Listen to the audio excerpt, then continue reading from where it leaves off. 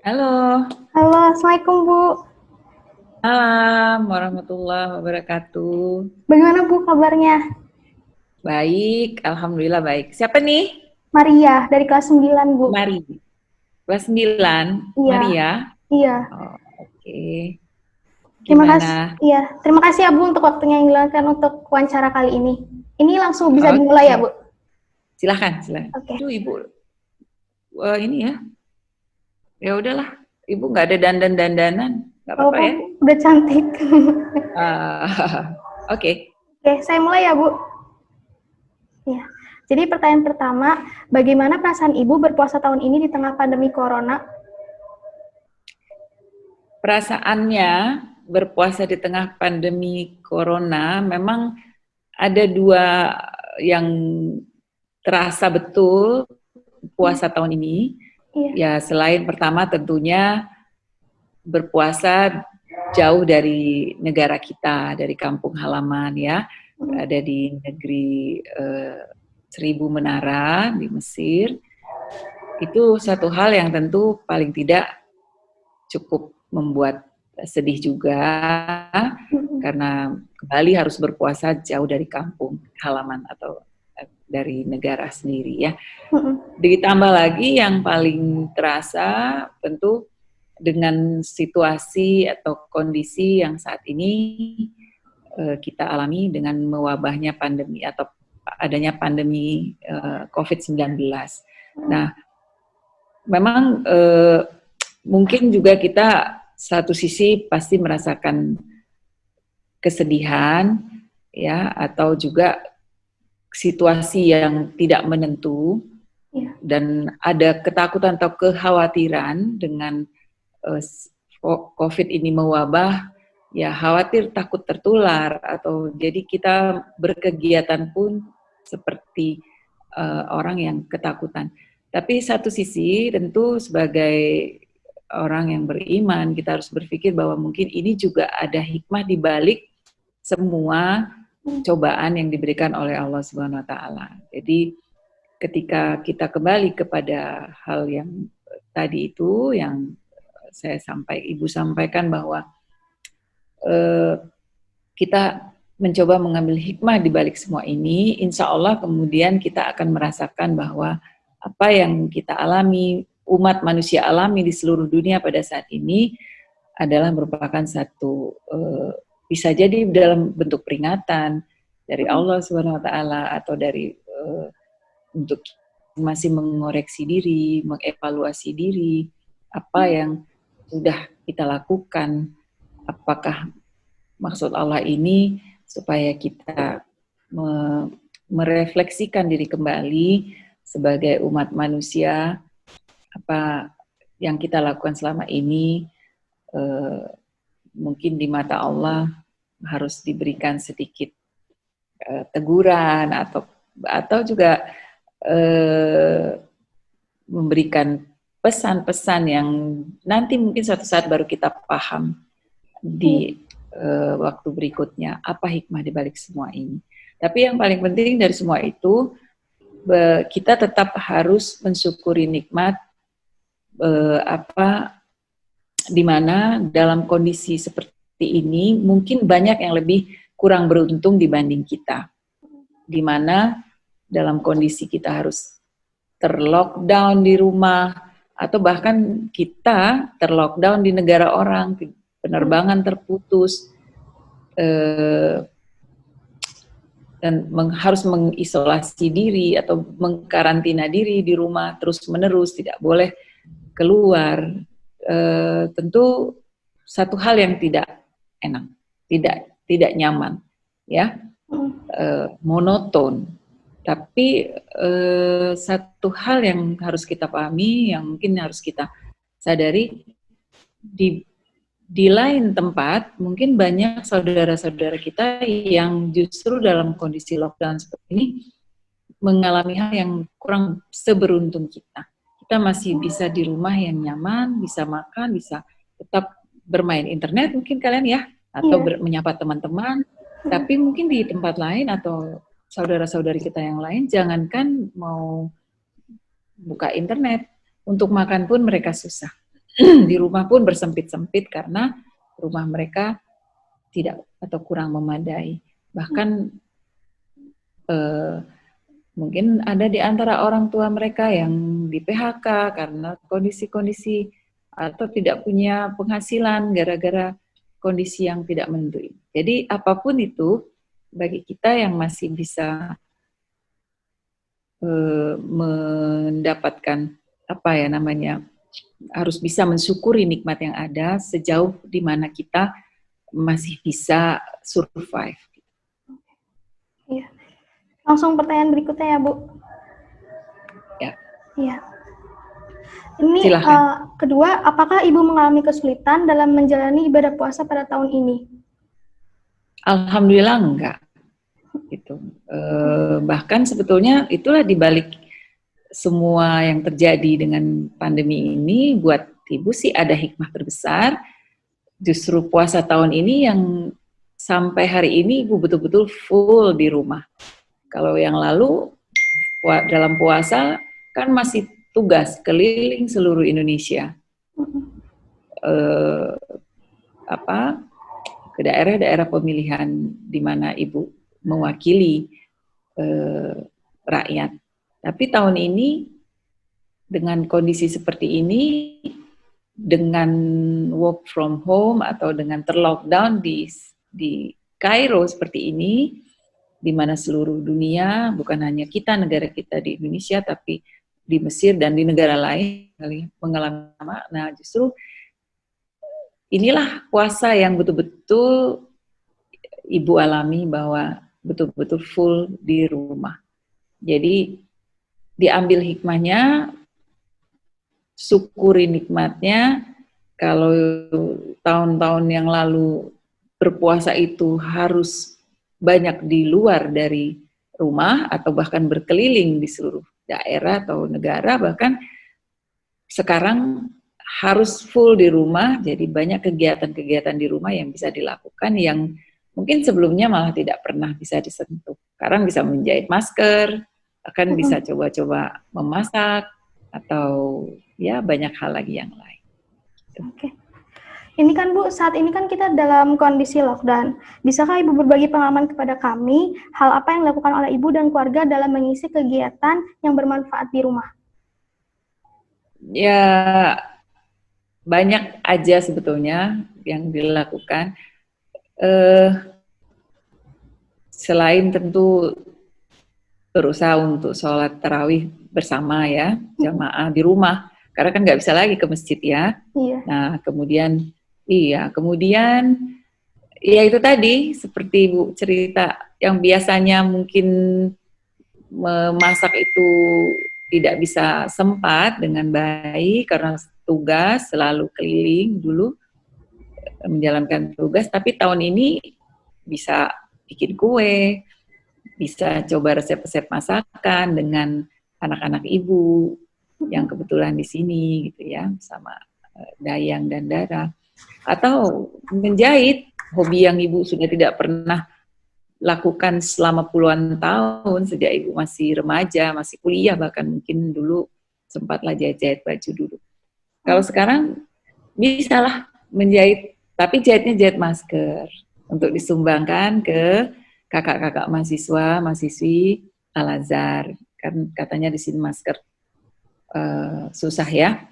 Bahkan bisa berkoordinasi dengan ibu-ibu Dharma Wanita KBRI Kairo, dengan ibu-ibu Masisir di Creative Moms, sama-sama saling menjahit di rumah masing-masing, tapi untuk disumbangkan. Kemudian cari amal. Dan kemudian ya selain masak atau menjahit, membaca, paling baca.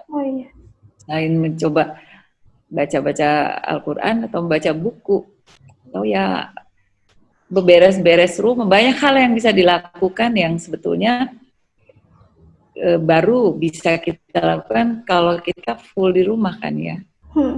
Jadi gini Maria, dengan kondisi seperti ini kita mau tidak mau harus berusaha kreatif dan juga berpikir bagaimana mengisi waktu ini supaya kita tidak dalam kondisi suntuk atau bosan dan jenuh.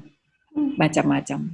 Bisa membereskan pakaian di lemari yang mungkin selama ini sama mbaknya aja yang ngurusin atau sama yang kerja ya. Sekarang coba deh turun sendiri. Jadi banyak. Atau ya lihat-lihat bunga, ya begitu deh Maria. Kalau kalian mungkin ya bisa belajar menggambar ya atau baca buku ya Ibu rasa macam-macam. Kadang-kadang juga lagi jenuh ya karaoke di rumah sama anak-anak. Habis itu Bu, di antara demikian banyak pengalaman Ramadan di negara orang, manakah yang paling berkesan bagi Ibu? Ramadan di negara orang.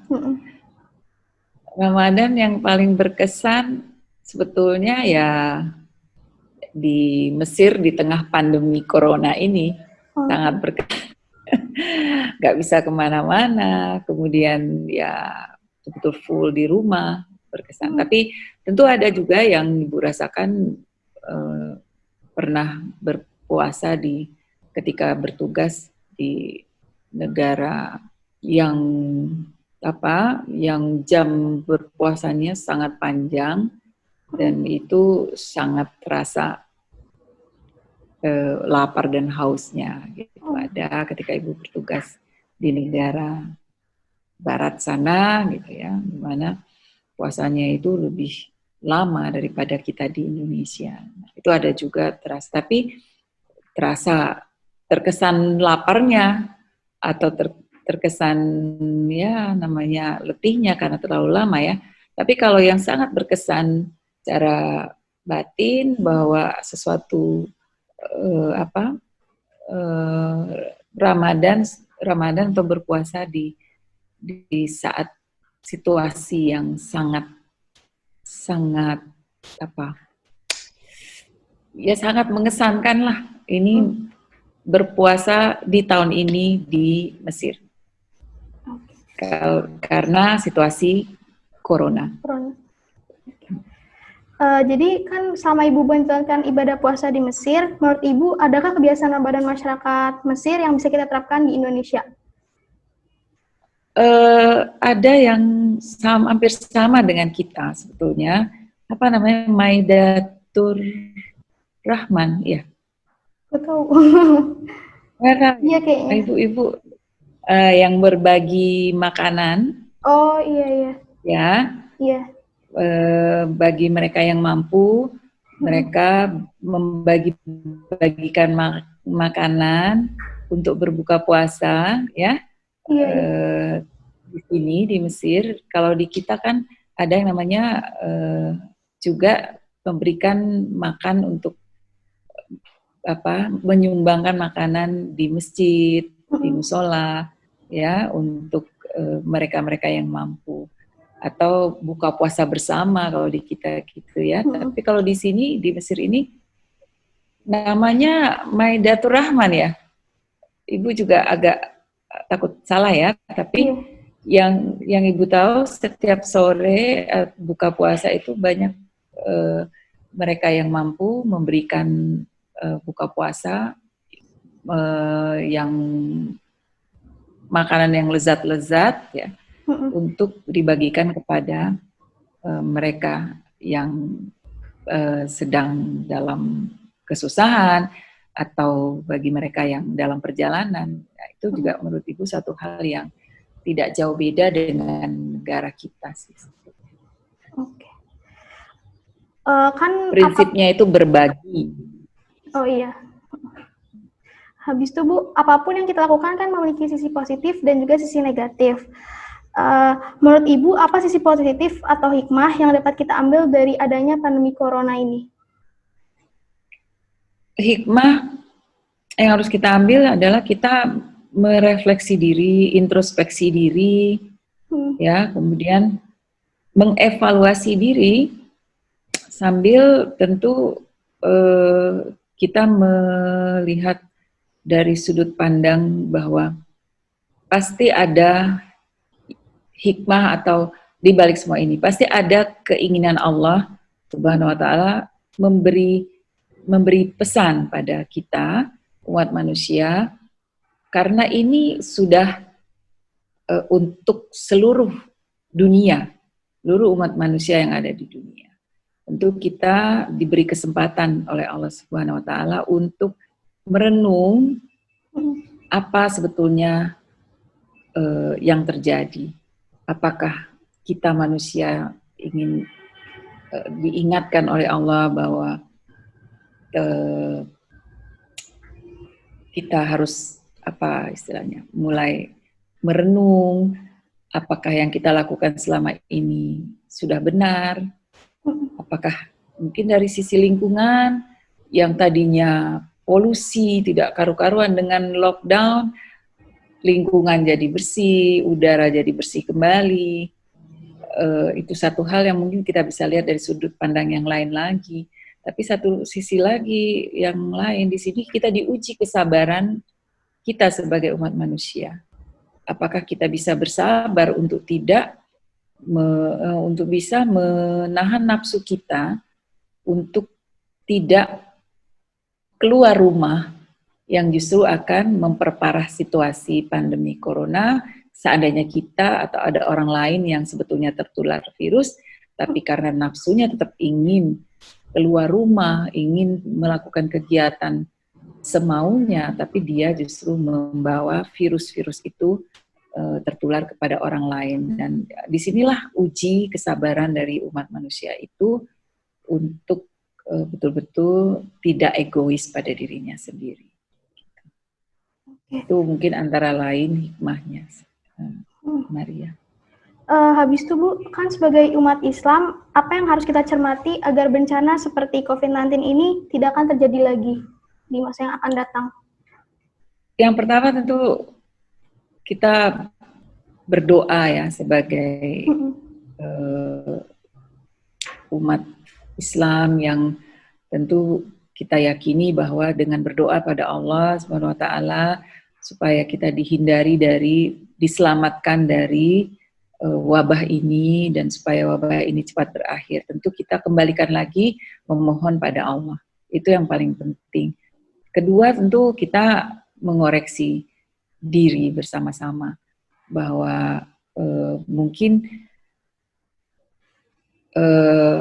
seperti tadi yang Ibu sampaikan, supaya umat manusia tidak lagi gegabah, tidak lagi asal saja melakukan satu tindakan yang merusak bumi atau juga banyak hal lah yang bisa dilakukan oleh manusia untuk merefleksi diri. Selain itu tentu yang harus dilakukan secara sains ya untuk mencari obatnya bagi mereka-mereka yang keilmuannya memang bisa diandalkan untuk mencari obat dari virus ini, obat antivirus. Nah, bahwa tentu sebagai umat manusia kita juga diberikan akal, diberikan ilmu oleh Allah.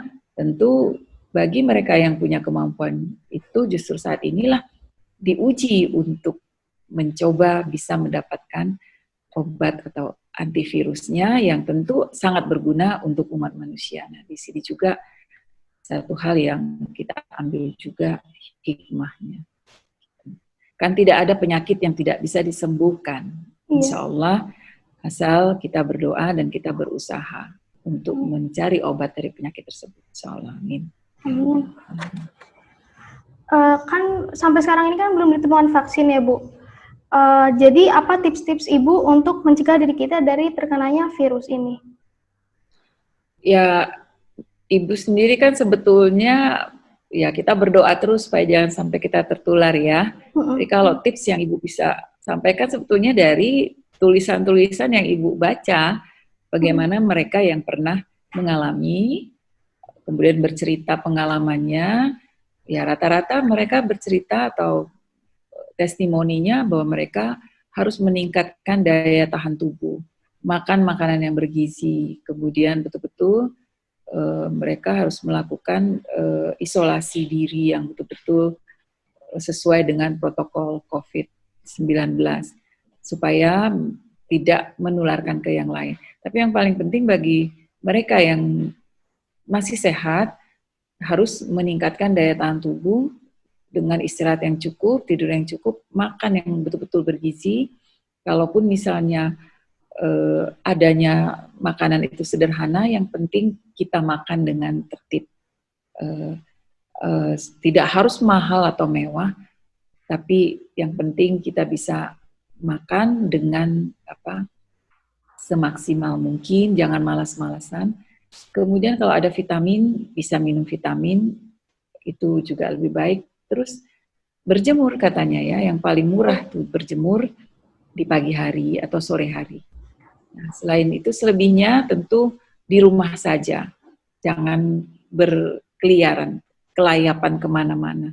Karena kalau kita yang sehat, bisa jadi takutnya kita tertular, karena sekarang banyak yang OTG atau orang tanpa gejala tapi dia pembawa virus. Nah, kalau kita kelayapan, kita sehat, kita bisa tertular. Tapi kalau misalnya kita punya penyakit bawaan, kita tertular, kita akan sakit dan berbahaya. Apalagi kalau sakit di negeri orang, aduh jangan sampai. Mudah-mudahan kita semua sehat. Amin. Insya Allah. Amin. Jadi pertanyaan terakhir Bu, apa saran dan pesan Ibu untuk kami, khususnya keluarga besar Sekolah Indonesia Kairo dan umumnya masyarakat Indonesia di Mesir dalam menjalankan ibadah puasa di tengah pandemi Corona?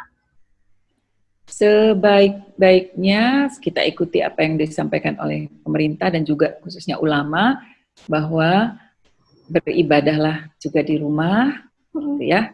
Itu juga tidak mengurangi pahala, bahkan juga itu bisa memberikan kita pahala karena kita tidak membuka peluang untuk saling menularkan penyakit ini, ya. Dan tentu di rumah saja itu bisa melakukan hal-hal yang banyak sekali, kreativitas yang bisa dimunculkan seperti tadi, menjahit, memasak, berkebun, ya, atau bernyanyi, bermain musik, menggambar, atau melukis, atau baca buku, dan yang paling penting ya mungkin membaca Al-Quran juga itu satu hal yang menurut Ibu ya satu hal yang bisa kita lakukan di situasi yang terlockdown di rumah ini. Jadi di rumah saja, di rumah saja ikuti semua arahan-arahan yang diberikan oleh pemerintah kita dan ikuti berita-berita yang karena kita tinggal di negeri orang di Mesir. Ikuti juga update berita-berita yang ada di Mesir ini supaya kita waspada. Kita jangan sampai karena situasi Indonesia dengan Mesir tentu berbeda. Mungkin kita merasa di Indonesia sudah teratasi, tapi di Mesir belum tentu.